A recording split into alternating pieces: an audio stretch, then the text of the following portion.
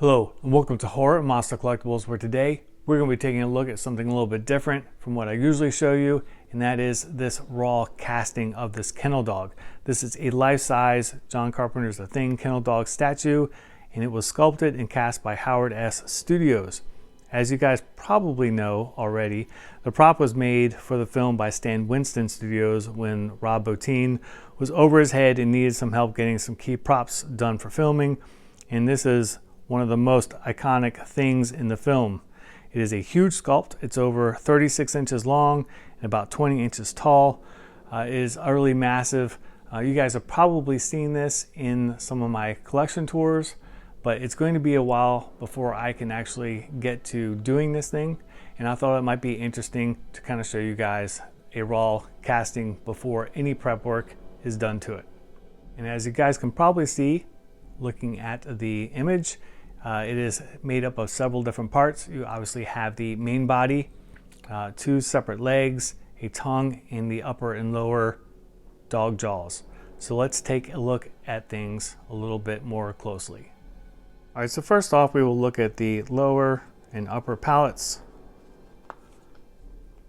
which are already done up quite nicely. This won't take too much at all to finish out, which is nice.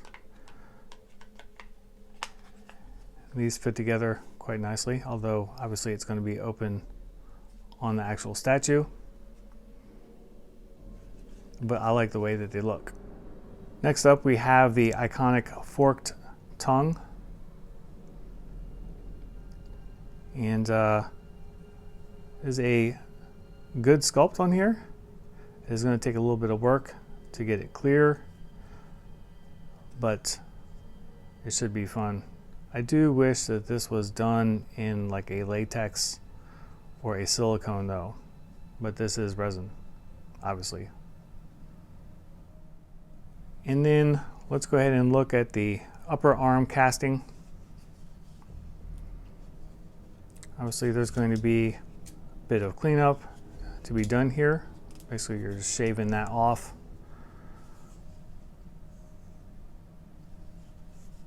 But I'm pretty excited about it. I think what I will do though is maybe remove these nails from the casting and include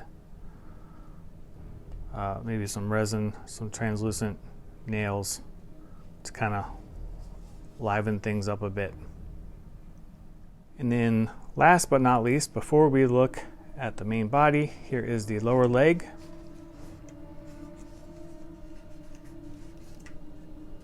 See its little weird nub that it had. And this is obviously the foam filled resin.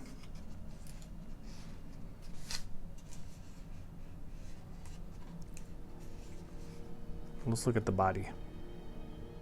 All right, I'm going to have to do the body in a couple of different stages because I can't turn it around and show you the backside of it just yet, but here is the placement for the upper arm. So you can see how that is going to look and get a feel for it. And then obviously this leg will be up here in that position. Let's set that aside and look at the sculpt work for the back. Now I have some behind the scenes pictures of the Kennel Dog as it was being worked on in Stan Winston Studios, and this is really close to the actual one.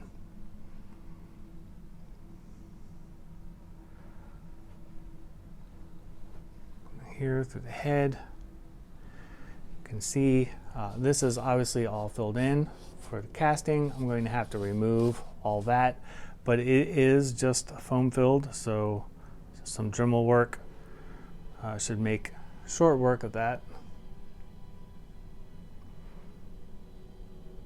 And then I'm going to have to fill in some spots in here and here.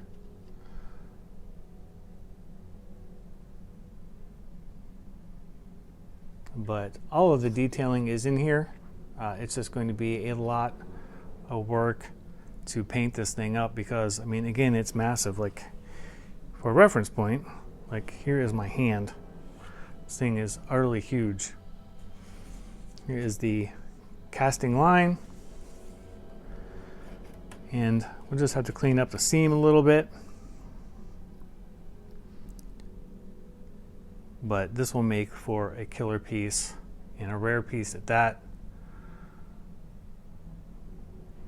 There's not too many of these life-size kennel dogs out there. Let's take a look at the other side. And I just love the sculpt work on here. This looks to be like some intestines. And then we just have like the twisted flesh. We have another part of the dog back here, as well as over here, folded over the front.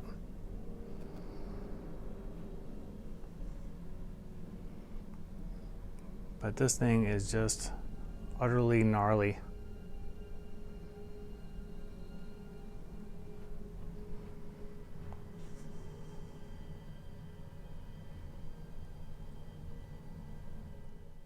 Alright guys, so that's about all there is to go over on this. Again, I thought that it might be kind of cool to show you this piece before it gets worked on so you can kind of see what it looks like in this state and get an idea of the sculpt and the size of it.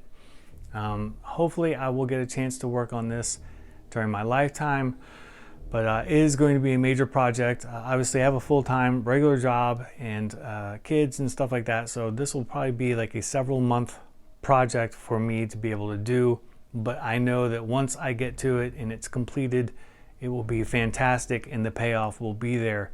Again, stuff like this is not in everybody's collection. It is definitely different and a standout just because of how ginormous it is, and I can't wait to do it up in really good detailing. As always, feel free to leave any questions or comments. I'll be happy to answer them. I think that he still may sell these, although I'm not really sure. I know that he's kind of a one-man operation, and it is a pain in the butt to cast something this huge when you're by yourself. But maybe if you're interested, then I would hit up Howard and see if he's still doing these.